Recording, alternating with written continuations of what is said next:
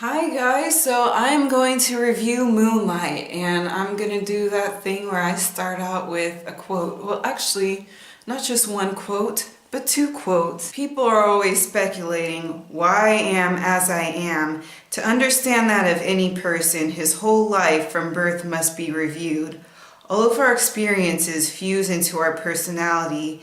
Everything that has ever happened to us is an ingredient. That's from the autobiography of Malcolm X as told to Alex Haley. So the second quote is from Joseph Beam. I'm angry because of the treatment I am afforded as a black man. That fiery anger is stoked additionally with the fuels of contempt and despisal shown me by my community because I am gay. I cannot go home as who I am.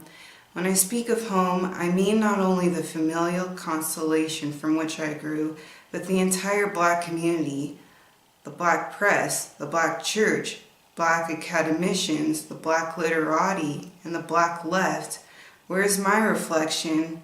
I'm most often rendered invisible, perceived as a threat to the family, or am tolerated if I am silent and inconspicuous. I cannot go home as who I am, and that hurts me deeply. So if you have seen other reviews of Moonlight, you may know that it is a story of a black gay man who is growing up in Miami. And the movie is split into three different segments. One in which the main character, Chiron, is a child, one where he is an adolescent, and one when he is an adult. He doesn't feel at home when he's at home because his mom is addicted to crack. He's definitely not at home when he's at school because he's constantly being bullied. I was reminded of a TED Talk that I saw called A Call to Men. A lot of times men, especially black men who grew up poor, are expected to fit in this narrow box of hypermasculinity. Chiron doesn't quite fit into that. He's not super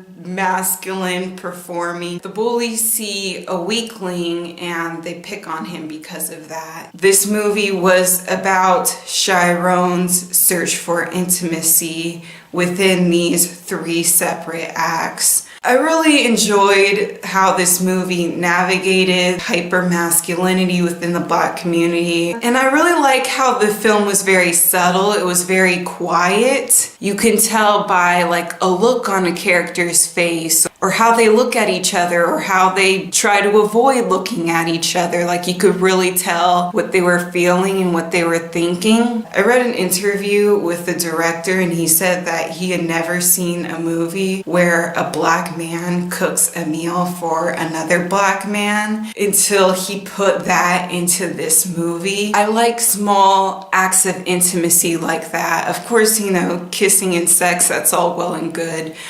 too. But I do also like the smaller aspects where you see this act of like trying to slip the mask off, this mask of like trying to be tough and trying to be whatever so that they can accept love. In that time the other person responds, are they gonna put that mask on, or is Chiron gonna put that mask back on? And it was in those really quiet moments where I thought, oh my God, I really love this movie. I'm really attached to the character Chiron. Like I really love him and I really want things to work out for him. Yeah, I liked a lot of things about this movie. I liked the score, the cinematography was beautiful.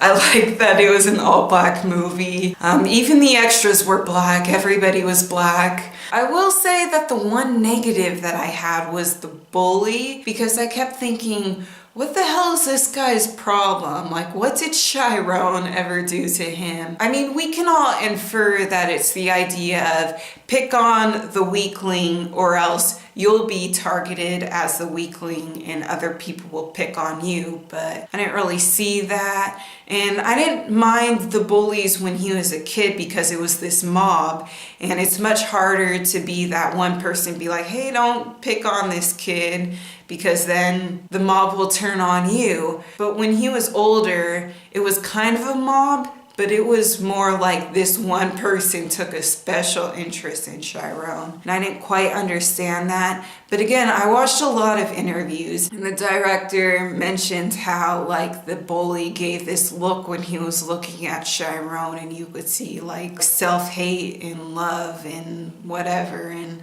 I didn't see that. I don't know, maybe I was looking down when the bully gave that look.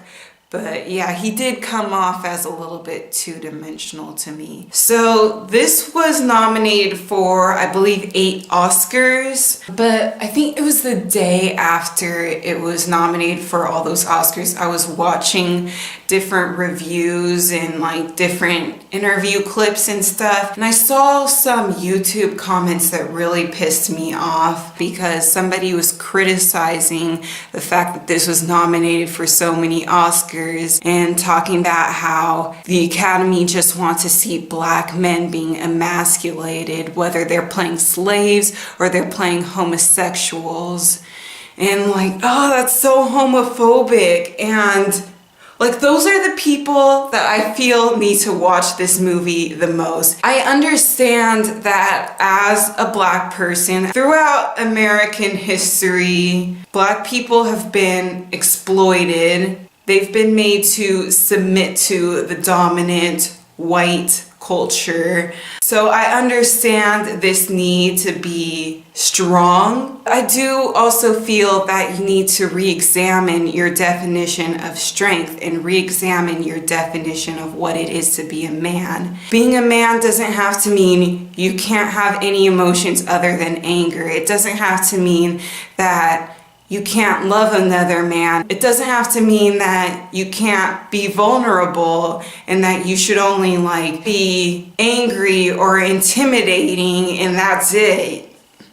That's something that I love about this movie because it shows that that is awful. It shows that, yeah, it's a survival mechanism to be hyper-masculine like that, but at the end of the day, it's really harmful. I think that that's such a great thing about movies is that it can build bridges like that. It can allow you to feel empathy towards people who are normally rendered invisible. I think it's important to support independent movies, support underrepresented voices, and yeah, recommend doing that. Personally, I want to see it again, but that is all that I have for this video today. Thank you so much for listening. Tell me in the comments if you've seen it, if you're planning on seeing it, what you think. And I will talk to you later.